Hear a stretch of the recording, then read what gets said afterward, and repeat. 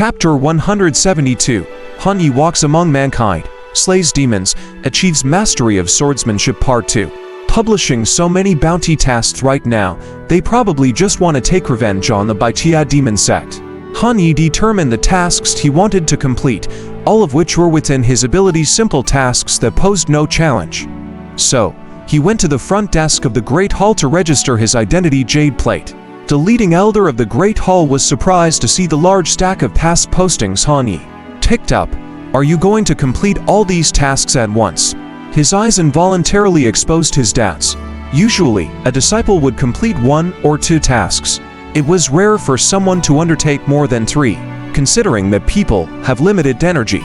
This was the first time he had seen someone like Han Yi. These aren't challenging tasks, elder. Please rest assured, I'm only doing this because I'm a few points short of promoting. Han Yi offered this explanation. This is your definition of a few points short. The task elder commented somewhat sarcastically, but he didn't say much else, and proceeded with the procedures for Han Yi. Most of the deadlines are within a month, and the time spent traveling is also included. Are you sure you can handle it? He cautioned just one last time. Don't worry, it won't be a problem. Han Yi nodded. After conveying these messages, Han Yi walked out of the task hall, a gust of fragrant wind rushing in his face. His spiritual sense pinpointed to women, and he was a bit surprised. Senior sister, you have been drinking. In front of him was Shen Yuxian, holding a wine jug, looking quite drunk. The other woman was Luo Lingyan, whom Han Yi had met a couple of times half a month ago. Shen Yuxian, wrapped in a thick fox fur over her fragrant shoulder and supported by Luo Lingyan, straightened her long legs and looked at him, her eyes filled with mirth. So, it's Brother Han. What are you doing here, Brother Han? Weren't you cultivating in seclusion? Upon hearing Han Yi's voice, Shen Yuxian lifted her bleary eyes and gazed at Han Yi. Wait a minute, when did you break through to Golden Core?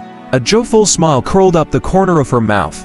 After examining Han Yi carefully, she remarked with some gratification, not bad. You're catching up with me.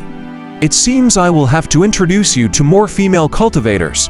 Han Yi's lips twitched and he chuckled nervously. Senior sister, don't rush. Such matters can't be forced. And then he quickly changed the subject. Senior sister, why are you drinking so much tonight? Is something bothering you? Luo Lingyan explained with a smile. That's just her.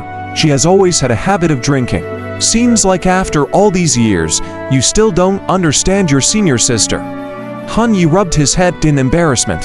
Her observation was true. Over the years since he joined the sect, he had been seeing his senior sister less and less as his cultivation improved. Now, as his cultivation gradually improved, he no longer needed anyone's guidance. He could learn by himself, overcoming various challenges. Han Yi had been in the Dragon Sparrow sect for a full 8 years, and with the abundant cultivation resources he won in the Golden Cicada secret realm, his cultivation had reached the early Golden Core stage. His cultivation speed was amazingly fast.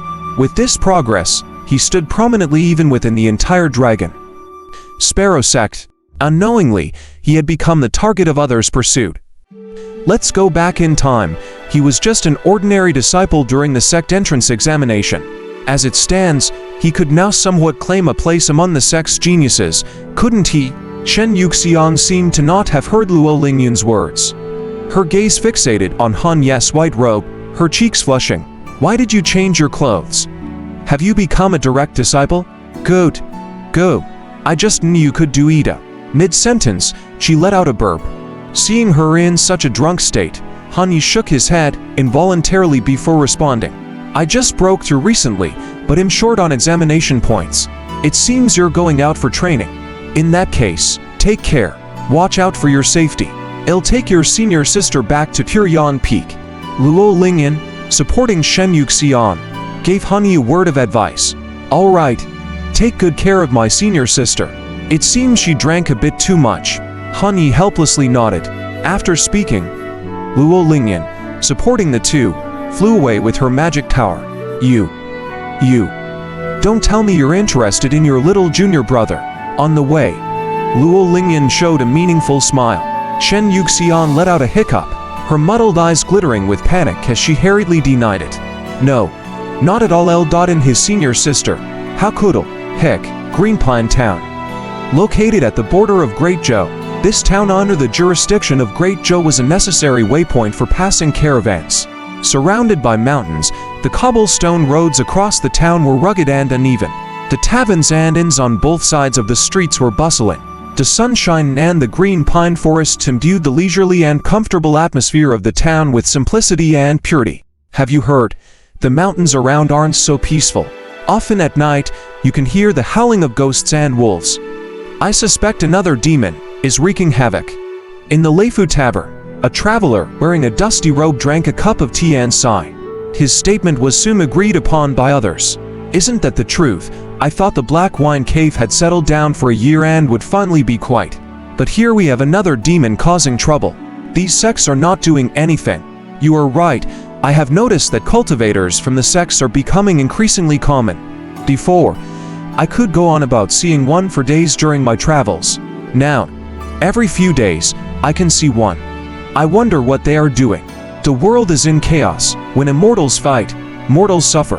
One just wish our days could be better and the taxes imposed by Great Zhou for next year could be less. The tea friends and travelers seated around started to converse, talking about their recent observations and experiences. But these words were overheard by a tall man in a white robe sitting in the comer.